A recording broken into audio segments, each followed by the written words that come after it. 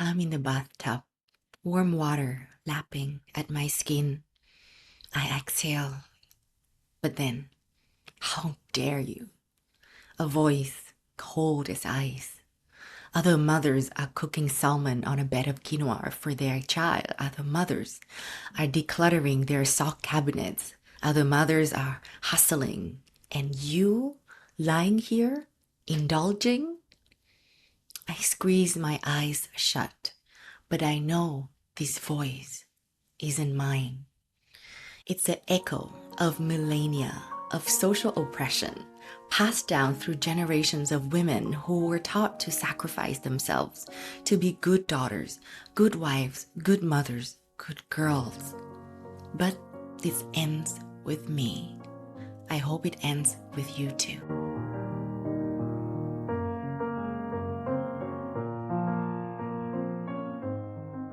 There was a time when I believed rest was indulgent, that if I wasn't constantly pushing, I was failing, that I needed to be stronger to make it as a coach and a business owner. But then I learned the truth that for highly sensitive people, rest isn't luxury, it's oxygen. In this episode, I'll share how I went from burnout to balance, from forcing myself to fit into mainstream business models to creating a way of working that actually nourishes me. And if you've ever wondered, can I really thrive as a highly sensitive person and a coach? This one is for you. Stay with me until the very end for a special gift, my reading of my favorite poems from Mary Oliver, Wild Geese, a poem that feels like a homecoming for the soul. In this series, we journey along the untamed path of purpose and freedom. I'm Milena, here to share with you stories, insight, and poetry that guide you to a business and a life rooted in your soul. So let's take a deep breath. Pour for yourself a cup of hibiscus tea and let's wander down the Wildflower Way together. I was always too much. Stop crying, my father's voice, sharp as a blade. You're too sensitive. The world will eat you alive. I was 5, clutching a broken toy. Tears slid down my cheeks. He looked at me like it was something fragile, something doomed. If you keep this up, you'll end up in a mental hospital. I swallowed my sobs, believed him. And that's the moment I started trying to become someone else. For years, I fought against my own nature. I swallowed the lump in my throat, forced myself to toughen up, pretended that I didn't care when I did, when I always did. I believed there was something wrong with me, that feeling this much, this intensely, made me broken. It wasn't until 2015 when I stumbled upon Dr. Elaine Aron's book, The Highly Sensitive Person, that I finally understood. I wasn't broken. I was highly sensitive. According to Dr. Aron's research, 15% to 20% of the population are highly sensitive people, or we can call them HSPs. HSP is an innate form of neurodivergence. Our brains are wired differently from birth. HSPs process information differently, absorbing nuances and subtleties that others often miss. But this also means that we are more easily overstimulated and overwhelmed. And finally, if we grew up in an environment that didn't value sensitivity, we will likely struggle with low self-esteem, having been told our whole life, don't be so emotional, toughen up. Reading these, I feel seen. For the first time, I realized that my sensitivity wasn't a flaw. It was a trait, a normal, natural way of existing in the world. But that didn't mean I knew how to embrace it. When I started my coaching business, I still saw my high sensitivity as a weakness. I believed that to succeed, I needed to toughen up. build a thicker skin, operate like the non-HSP entrepreneurs who seem unfazed by life. So I push myself. I ignore my body's warnings, force myself into high energy marketing strategies that drained me until I burned out. That's when I learned the truth that high sensitivity is not my downfall. It's my greatest gift, especially as a coach. But like any gift, it must be cultivated and honored. Otherwise, it will break you before you can harness its power. So if you are an HSP coach wondering, can I actually thrive in business or am I doomed to be overwhelmed and burn out? The answer is yes, you can thrive, but you must be willing to do business differently. And here's how.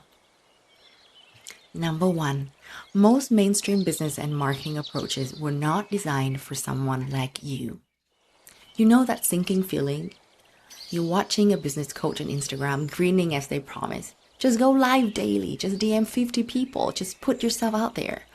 And your chest tightens and your brain says, I should do this, but your body says no. That feeling, listen to it.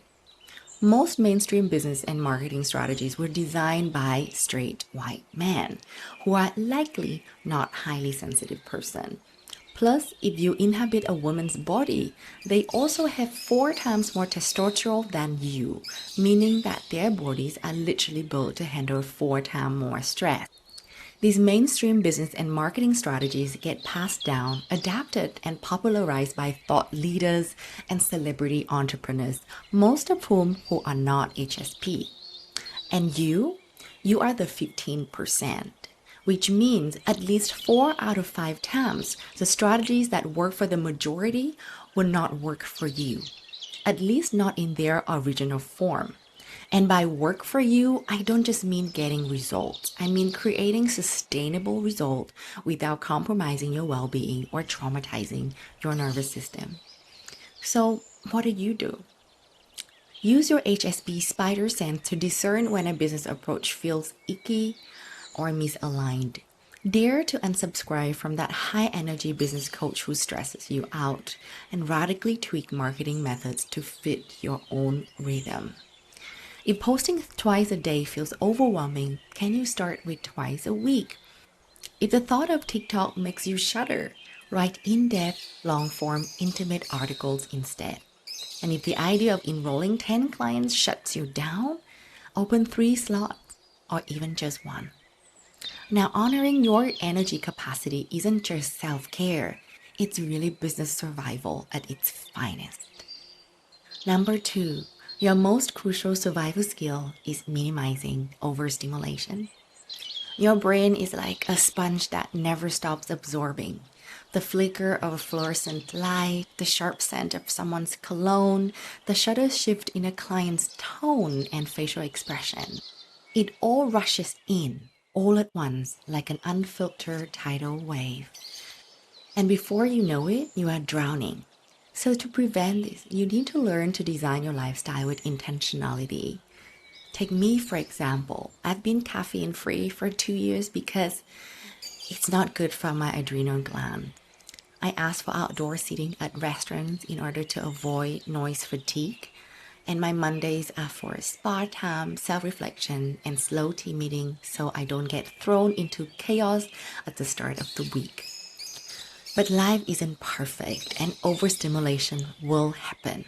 That's why learning how to downregulate your nervous system is just as important as preventing overload in the first place, which lead me to the next point. Number 3, you need generous chunks of me time baked in your calendar. There was a time when I wore exhaustion like a second skin, the kind of tiredness that seeps into your bones, and when even beautiful things like my daughter's laughter felt like too much. Now I unapologetically build spaciousness into my calendar. For example, I'll dedicate 90 minutes every morning for my nourishment ritual. Some days it's movement, some days it's lying on my yoga mat staring at the sky. I have a 2-hour midday break for lunch and a nap. And I have a full Milena day every Saturday to do what my soul craves.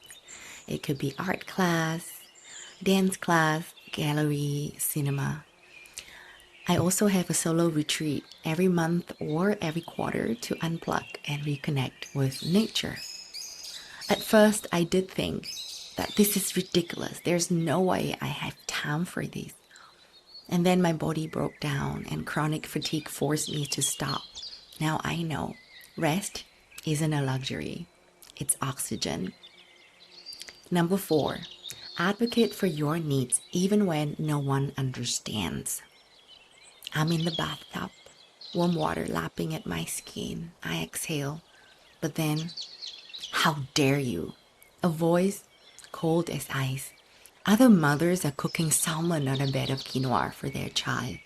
Other mothers are decluttering their sock cabinets. Other mothers are hustling. And you, lying there, indulging. I squeezed my eyes shut. But I know this voice isn't mine. It's the echo of millennia of social oppression passed down through generations of women who were taught to sacrifice themselves, to be good daughters, good wives, good mothers, good girl. But this ends with me, and I hope it ends with you too. Here's the thing. Non-HSPs around you can find it difficult to understand why you need so much downtime and space. Dare to give yourself what you need even when, especially when others don't get it. I've carefully curated an inner circle of loved ones who support my needs even when they don't fully understand. I've also relentlessly advocated for myself by being honest about my struggle, setting firm boundaries, asking for what I need, and finding the resources to meet them. It's not always comfortable, but believe me, it's life-sustaining. Number 5, don't bypass your difficult emotion, though you'll feel tempted to. There's a moment every month, usually in my luteal phase, right before my period happens. And interestingly, it's today, on the day of recording this episode. This is a moment every month when my emotion floods me. Irritation, rage, ambiguity, anxiety, stuckness, sadness. A tangled knot of just too much. And modern life offers endless ways for me to numb. A Netflix binge, a scroll down the rabbit hole of Instagram, or an extra shot of highly sugary drink. Even mainstream spirituality can tempt us to bypass our emotion with these high vibe only mantras and toxic positivity. But here's what I've learned, that you can suppress your emotion for a while. And sometimes, yes, it is necessary because you just need to cope, but eventually, if you never face them, they will return louder than before. The key is not to escape them, it's to hold space for them. Be a compassionate witness of your emotion. Observe them with an intention to connect, not to fix or change or even heal. Because beneath this discomfort, these emotions are a messenger, revealing your unmet needs, unlived desire, or things you must let go of, like a toxic relationship, an old identity, or an unsustainable way of working. Our minds are so rigged with fear-based ego and self-grandiosity and social conditioning. That's why difficult emotions are much more accurate signposts to your true destiny, more than thoughts, goals, or even visions. It does take time, though, to build your capacity to hold space for and properly connect with difficult emotions. So getting support from a skilled coach can make a big difference. As you experience the way your coach holds space for you, you'll naturally build your own muscles to support yourself that same way. Number 6, honor your inner rhythm, seasons of life, and nervous system capacity. Even though this is good advice for everyone, HSPs must take it more seriously than others. Because when there's misalignment, we don't just feel it, we feel it hard. Our bodies are not built to tolerate stress and overwork. They will scream for help through all sorts of symptoms, from skin breakout to clenched jaw to kidney infection, chronic fatigue, or autoimmune conditions. In short, For HSP, abandoning yourself is deadly, literally. On the other hand, coming home to yourself is life-giving. Where in your business and life are you abandoning yourself? How would building a business as an act of homecoming look for you? Dare to slow down. Dare to do less. Dare to start small so your nervous system has time to adjust and expand. If charging $2,000 for a coaching package makes you freeze, start with a bridge rate of $1,000. If quitting your job tomorrow terrifies you, plan for a bridge job instead. Make space for transitions. You need them more than others. Number 7, toxic corporate culture is lethal for you. Trying to survive in toxic corporate culture as an HSP is like drinking slow poison, 8 hours a day, 5 days a week. Of course, I'm not saying that you should quit tomorrow with no plan, but I'm saying this. You need to get serious about planning your exit. This is where the bridge jobs come in. Can you move to a part-time role in a department that aligns more with coaching, like training or HR? Can you freelance using your corporate skills so you have more time freedom? And can you find an aligned company, like a coaching brand or personal development business to work with? You might need to simplify your lifestyle. You might need to downsize your expenses, but the space and energy you gain, the peace, it will be worth it. Number 8, if you are a parent, be willing to parent differently. When I was pregnant with Elisa, beneath my initial excitement was a constant state of doom. How do I take care of another human being's needs when I can barely take care of my own? Now, more than 4 years in, I've learned the truth. I can't. Not alone. As an HSP, it takes a village to raise a child, takes on a whole damn new level of truth. For non-HSP moms, the village might mean just half day daycare for their 3 kids. For me, I've given myself full permission to be radically supported. A full-time nanny and housekeeper, preschool, grandma living with us, and a partner who pull his full weight, far beyond society low expectation for father. I also decided to have only 1 child. And if anyone dares to ask me, why not have 2? Wouldn't your child be lonely? Can really get the hell away from me. I'm here to give you full permission to let go. To not have the house perfectly clean, or your child perfectly breastfed, or family meals perfectly cooked, or you being the perfectly present mother. Let go of all that society taught you about how a good mother or a good woman, or really ever since you were a little, a good girl is supposed to behave, misbehave. Let go of everything and see what's left. You, your pure desires, your true gifts, your authentic needs. They matter. Honor them. Surround yourself with the people who respect them. And watch as your high sensitivity make you into the healing light that your community and our world sorely needs.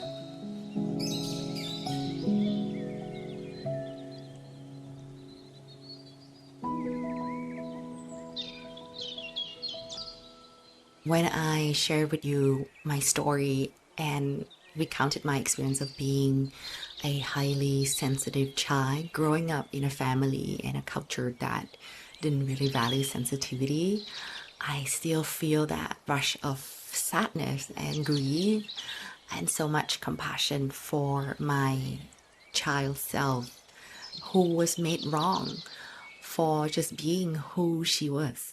And I wish that someone had told me that it was normal, that there was nothing wrong for having so much feelings and for feeling things so intensely, and also someone who taught me how to regulate my emotion. Because being a highly sensitive person, it also means that you are absorbing so much more, and therefore it's harder for you to regulate your emotion compared to non-HSP, simply because you are going through so much, and therefore you need to build even a stronger muscle to hold space for the emotion, right? It relates to one of the points that I share in the article. I think it was number 4. Don't bypass your emotion, even though you might feel tempted to. And indeed, we will feel tempted to because our emotion can feel outright overwhelming. I think there is time and space for us to cope by numbing. However, that is not sustainable. Ultimately, we will need to be able to hold space for our emotion, to regulate them. But also, like I share in the article, because it's so challenging to start doing it, especially no one taught you like that when you were small, that having some support in the form of coachings or therapy or counseling can make a huge difference. Reading this article also made me think about watching Tony Robbins' documentary. So I think maybe at least like 8 years or 9 years ago, I watched a documentary about Tony Robbins' famous conference. It was on Netflix, and I remember thinking to myself, man, I would not last for 20 minutes inside this space. And if you don't know Tony Robbins, he is probably the most famous coach in the world. He teaches business as well, and his conference, I was all dancing and flashlight, and it's so high energy. And there was a couple of hundred people, 1,000 people, a few thousand people if I'm not wrong. But here's the thing, that's how the mainstream look like. When I say that mainstream business strategies might not feel very supportive for HSP because we are the minority and the minority gets overlooked, right? And the minority also need to cope with all these layers of low self-esteem because we are different and therefore we think that there's something wrong with us. So that just bring back to the point of dare to do business differently and really honor your pacing.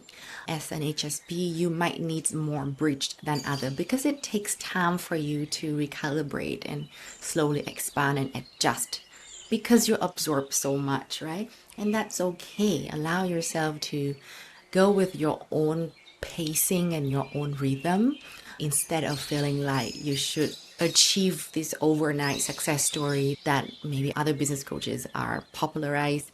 You get to follow your own unique rhythm.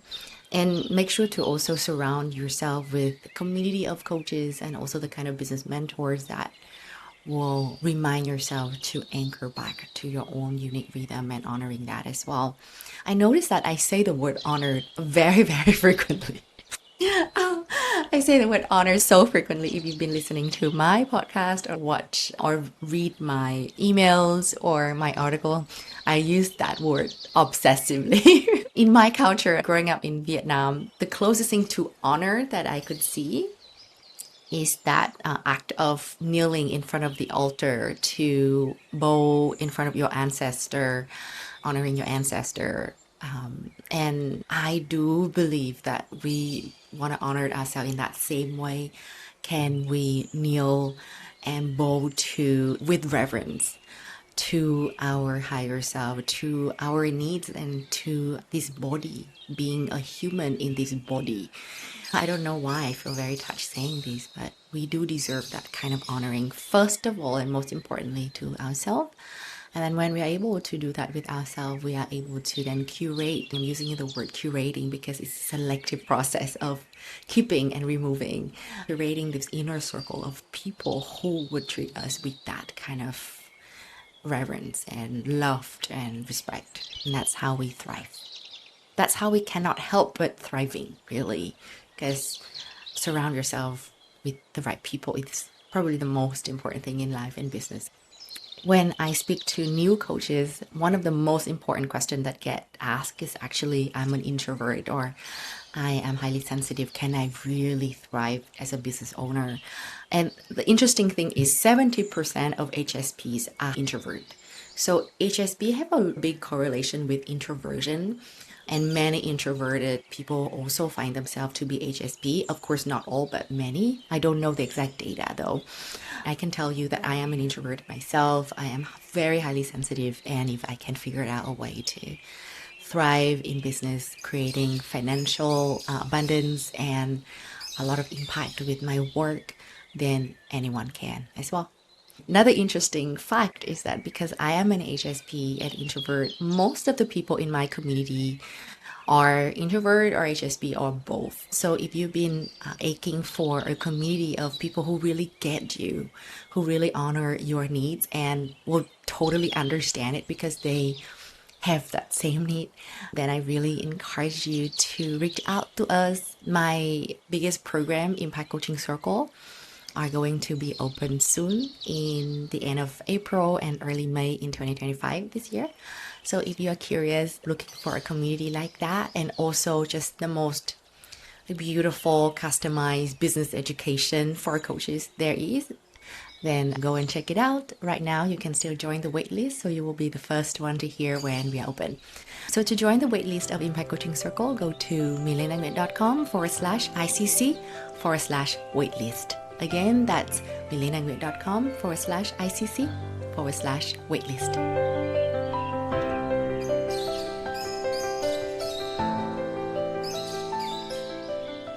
So now I want to share with you a poem that I treasure and keep very close to my heart. I find it so comforting, like a homecoming to the soul, truly, and that I reach back to it over and over again.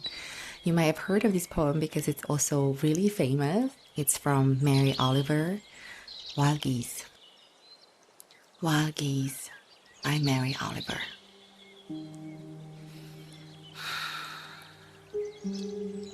You do not have to be good. You do not have to walk on your knee for 100 miles through the desert repenting. You only have to let the soft animals of your body love what it loves. Tell me about despairs, yours, and I will tell you mine. Meanwhile, the world goes on. Meanwhile, the sun and the clear pebbles of the rain are moving across the landscapes, over the prairies and the deep trees, the mountains and the rivers.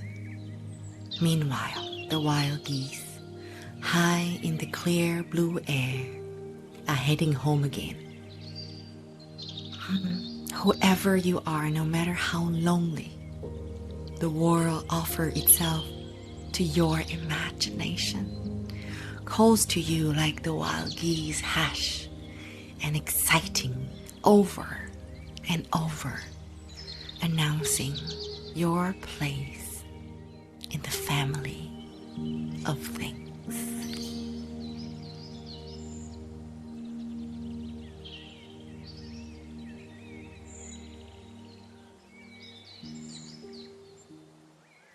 Thanks for joining me on this, as always, honest and raw episode of the Wildflower Way.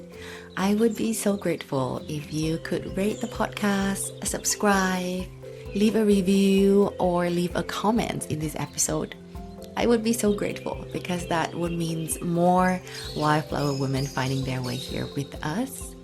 As always, the best way to connect with me is to sign up for my Wildflower Letter. It's free, but it's not cheap and loved by thousands of readers worldwide. To do that, just go to milenanguet.com/letter.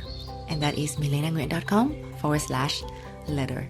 I'll see you in the next episode. Until then, may your heart be wild and your spirit free. And now go out there and bloom.